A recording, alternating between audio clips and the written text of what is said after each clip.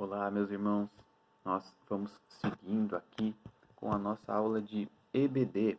E hoje nós teremos uma EBD diferente, uma EBD especial, por ocasião do aniversário do primeiro culto protestante em terras brasileiras, no nosso Brasil. Pois é, no dia 10 de março, essa última quarta-feira, que nós comemoramos os 464 anos do aniversário ou da ocorrência, na verdade, desse primeiro culto protestante no Brasil. Certamente uma data especial que por vezes passa desapercebida por nós, mas que é um marco importante na história da fé reformada no nosso querido, no nosso amado país, no Brasil.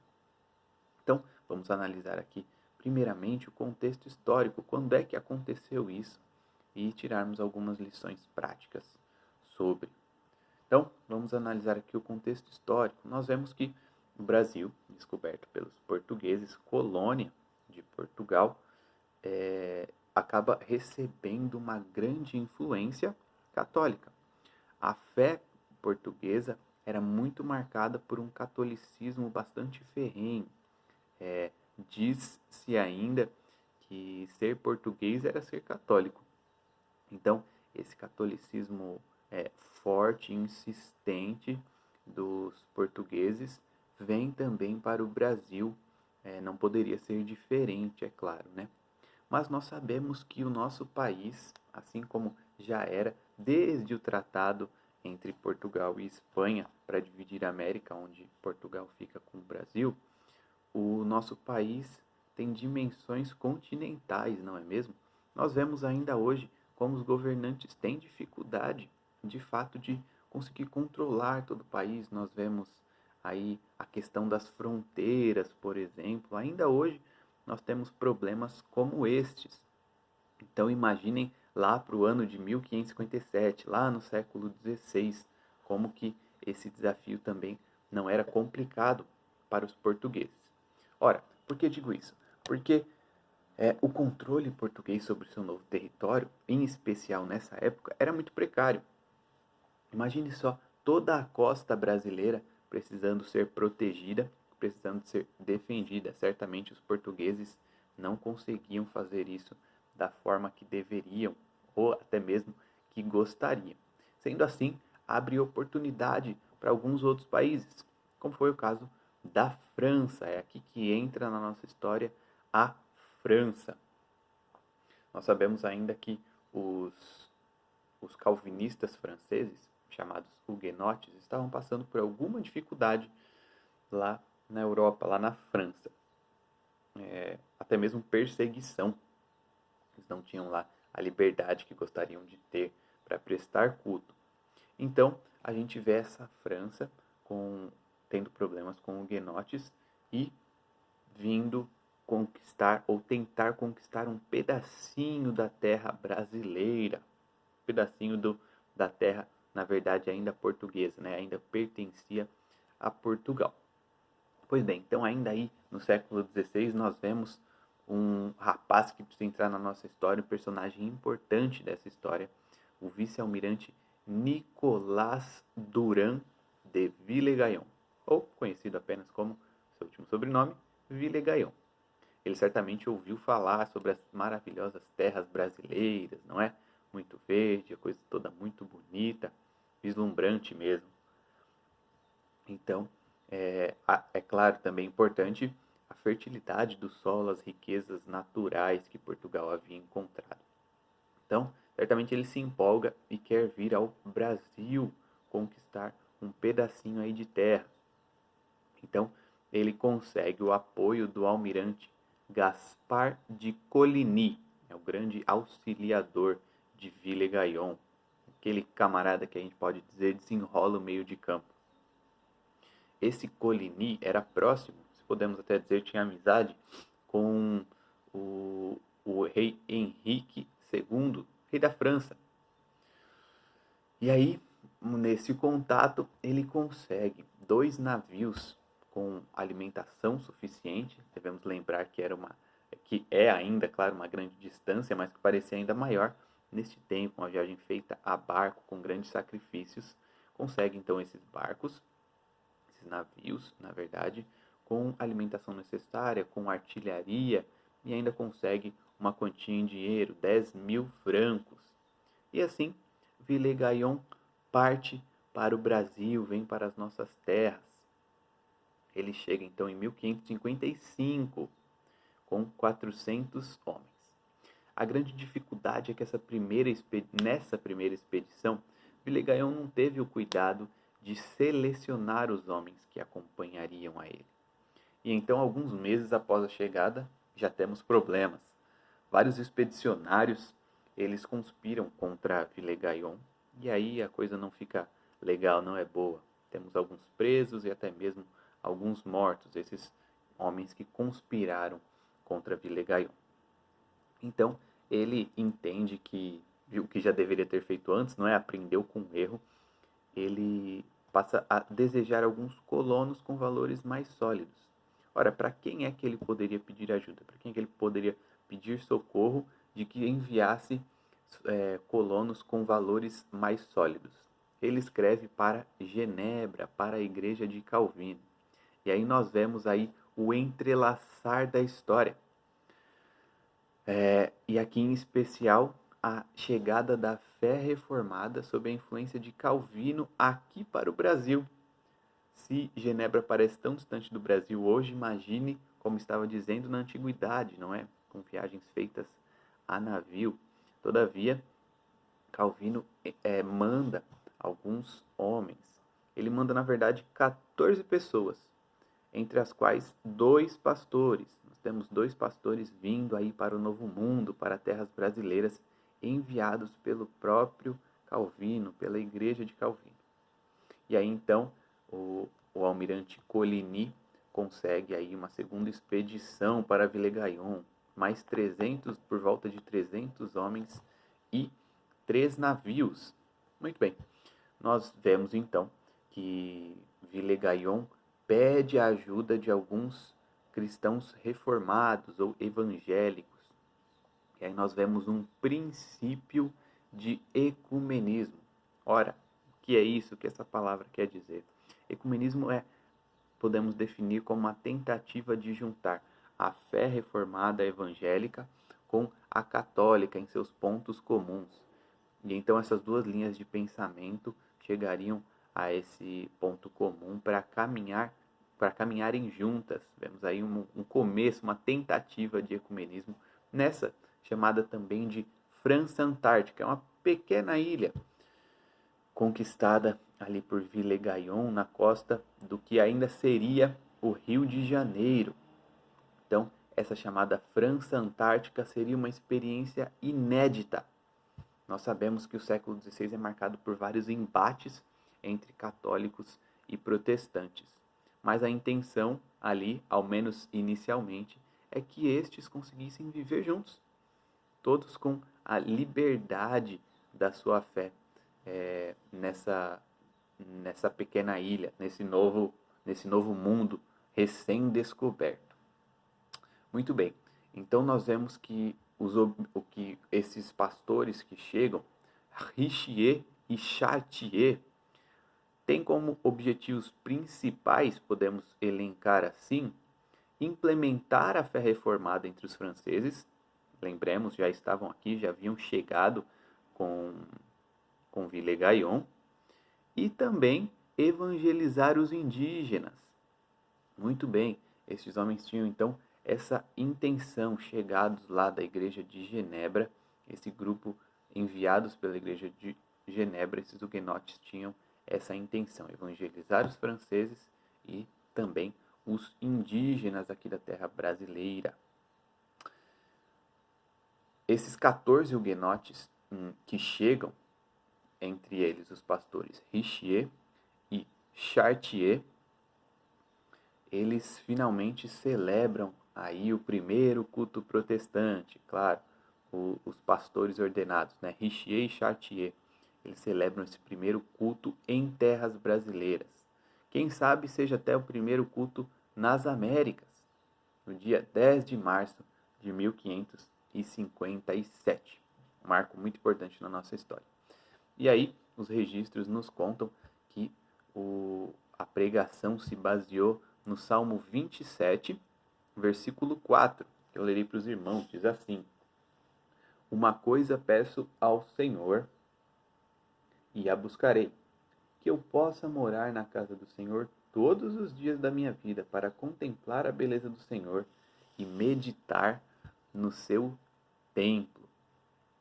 Em seguida, então, eles cantam o Salmo 5, né? Conforme eles cantam em uníssono. Era um costume de Genebra, eles não abrem mão disso, eles cantam também esse Salmo 5.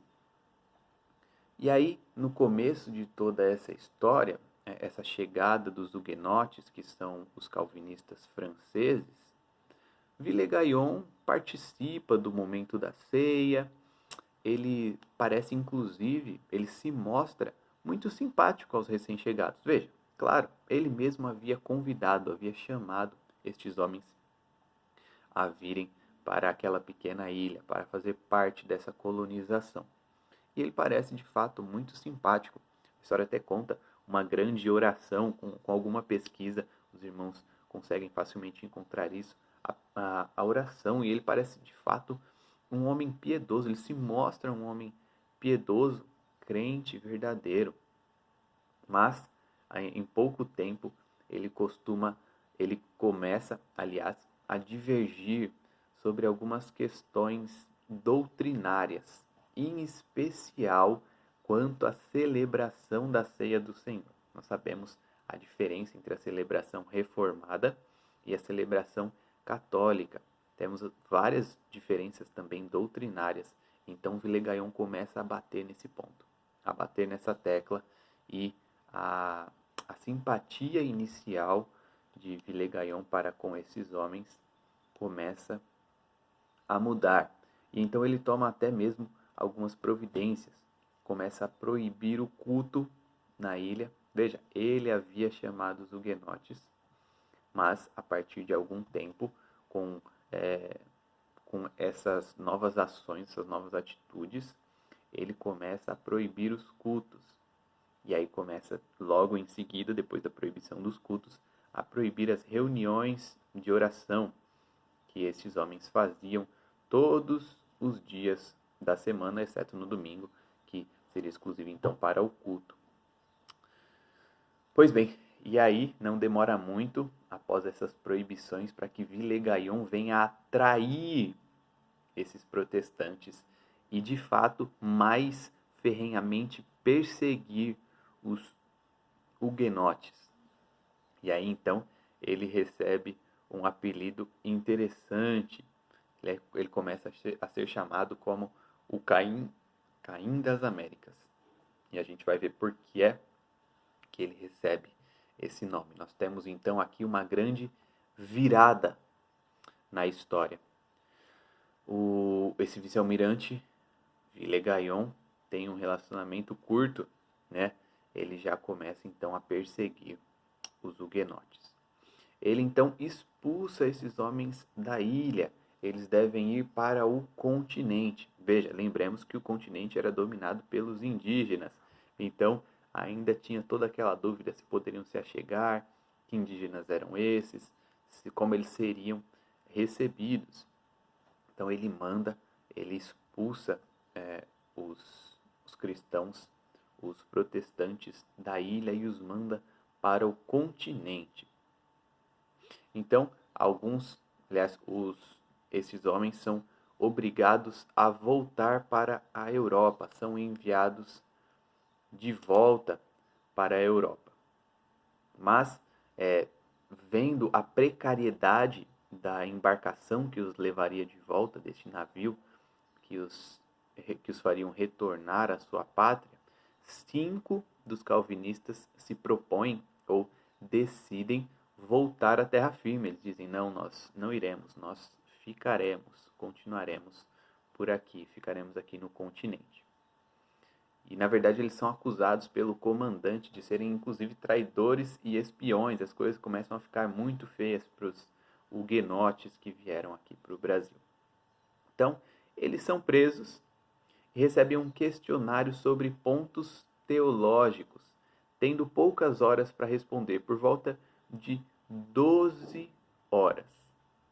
E a resposta, que é escrita por Jean de Bordeaux, fica conhecida como Confissão de Fé da Guanabara, ou alguns ainda costumam chamá-la de Confissão Fluminense.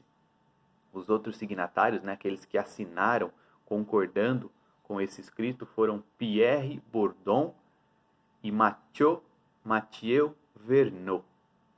Nomes franceses, né, um pouco diferente do que estamos acostumados, mas estes são os homens. Na verdade, lembremos, 5 ficam no continente.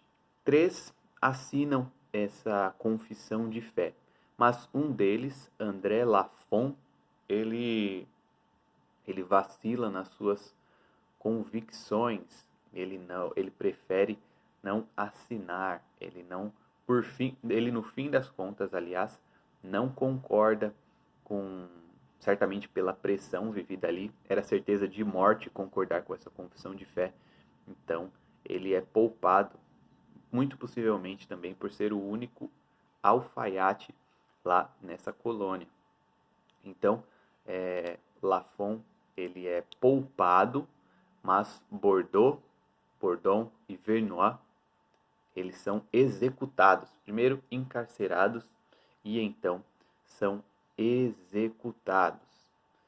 Foram enforcados e jogados ao mar por Villegagnon. Sim, aquele mesmo que chamou por eles, que parecia num primeiro momento simpático, os condena à morte.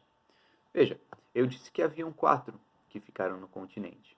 3 assinam, 1 é poupado, formamos 4. Ora, onde é que está o 5º huguenote? Podemos dizer então o huguenote sumido, fugido. O único que conseguiu fugir de fato foi Jacques Le Balleau. Le Balleau, ele continua no continente e foge para São Vicente, na região ali de São Paulo. E ele prega a fé cristã reformada, do ponto de vista calvinista. Mas ele, graças a Deus, faz isso por algum tempo, mas acaba sendo preso. Então ele é preso pela insistência dos jesuítas e é levado a Salvador, que na ocasião era a capital da colônia brasileira, né? Da colônia portuguesa aqui no Brasil, aliás. E fica preso de 1559 até 1567. Veja, um grande tempo, um grande período de tempo. Então, 10 anos depois de toda essa controvérsia, de todo esse problema, após a realização do culto, 10 anos depois da celebração do culto, mais um huguenote, mais um calvinista no Brasil foi morto pelo crime, se é que podemos chamar assim, de pregar o evangelho, de pregar o verdadeiro evangelho. Então, Jacques Le Balleau foi enforcado por ordem de Mendes Sá e com a assistência de do padre José de Anchieta. Então, nós vemos aí mais uma morte, mesmo 10 anos depois, bastante tempo encarcerado, ele é morto. Pois bem, mas certamente, é claro que na nossa história fica marcado o primeiro culto protestante, um momento muito importante na nossa história, que nós devemos nos lembrar constantemente. Nós vemos a falha na tentativa do ecumenismo, nós vemos a mudança de Villegagnon, que parte para a perseguição contra os cristãos protestantes, os huguenotes, né, calvinistas franceses. Mas podemos ver também, certamente, meus irmãos, a providência de Deus aqui nessa história. Nós podemos ver que o próprio Deus coloca aí o contato entre Villegagnon e Calvino, pedindo por algumas pessoas. E aí nós podemos pensar, poxa vida, mas Deus permitiu isso? Sim, ele permitiu a morte destes huguenotes. Não porque ele tem prazer nisso, mas, aliás, quem teve prazer, quem quis que isso acontecesse foi Villegagnon. e alguns outros católicos que estavam aqui no Brasil. Deus permite e isso traz um bem muito grande para o nosso país. Veja, enquanto estavam presos, num período de tempo de aproximadamente 12 horas, esses homens podem escrever uma confissão de fé muito preciosa e que nos traz uma lição que eu gostaria que os irmãos refletissem. Esse documento, ele é muito fiel às Sagradas Escrituras. E aí nós devemos ainda lembrar que vieram 14 huguenotes. 2 eram pastores. Mas esses que foram presos não eram pastores. Eles eram leigos. Eles eram membros, podemos dizer, trazendo para os dias de hoje, eles eram membros comuns das igrejas. Seriam membros comuns da nossa igreja. Leigos, eles não estudaram, não passaram por seminário, nem nada disso, uma preparação pastoral. Não, eles eram leigos. E eles escrevem a Confissão de Fé da Guanabara. E mais do que essa confissão de fé, esses primeiros protestantes, eles estavam assinando a sentença de morte. Então nós vemos um grande conhecimento e uma grande coragem. Eu vou disponibilizar o texto da confissão para os irmãos, mas eu gostaria de ler apenas aqui o primeiro ponto, que diz assim: cremos em um só Deus, imortal, invisível, Criador do céu e da terra e de todas as coisas, tanto visíveis como invisíveis, o qual é distinto em 3 pessoas, o Pai, o Filho e o Espírito Santo, que não constituem senão uma mesma substância em essência eterna e uma mesma vontade. O Pai, fonte e começo de todo o bem. O Filho, eternamente gerado do Pai, o qual, cumprida a plenitude do tempo, se manifestou em carne ao mundo, sendo concebido do Espírito Santo, nasceu da Virgem Maria, feito sob a lei, para resgatar os que sob ela estavam, a fim de que recebêssemos a adoração de próprios filhos. O Santo Espírito, procedente do Pai e do Filho, mestre de toda a verdade, falando pela boca dos profetas, sugerindo as coisas que foram ditas por nosso Senhor Jesus Cristo aos apóstolos. Este é o único consolador em aflição, dando constância e perseverança em todo o bem. Cremos que é mister somente adorar e perfeitamente amar, rogar e invocar a majestade de Deus em fé ou particularmente. Nós temos vários pontos ainda em seguida, mas vemos crentes leigos sob pressão, certeza da pena da morte, escrevendo um documento tão importante como esse, apenas com a Bíblia como referência. Apenas não, né? Certamente é o suficiente. Mas digo apenas porque não havia nenhum tratado teológico para eles se basearem ali ao lado, certamente, senão as Escrituras. Poderíamos até fazer essa experiência, nos juntarmos, talvez em grupo de 4 pessoas, e tentarmos escrever uma confissão de fé. Eu tenho certeza, infelizmente, de que não alcançaríamos o nível que esses homens alcançaram nessa escrita. Mas é algo a se pensar. Certamente nós também pensamos que, por exemplo, a escola dominical, alguns podem até pensar, aliás, que seja perda de tempo. De fato, não é, meus irmãos. Nós devemos nos importar com o ensino das Escrituras, com o ensino da doutrina, da sã doutrina. E isso fica evidenciado em ocasiões como essas, onde 4 homens leigos conseguem escrever um documento tão rico e tão profundo como este. Bem, essa foi a nossa aula e que nós possamos refletir. Será que nós temos nos aprofundado no conhecimento? Será que diante de uma situação como essa, eu me manteria fiel? Será que eu teria a coragem que esses homens tiveram? E nos lembrarmos destes primeiros mártires aqui nas terras brasileiras, perseguidos, então, neste momento, nesse primeiro momento, pelos franceses e depois ainda pelos portugueses que estavam aqui na colônia. Que o Senhor os abençoe e que dê, de fato, muita coragem, vontade de aprender mais dele, para que possamos caminhar juntos, aprendendo do Senhor e da sua palavra. Vamos orar mais uma vez?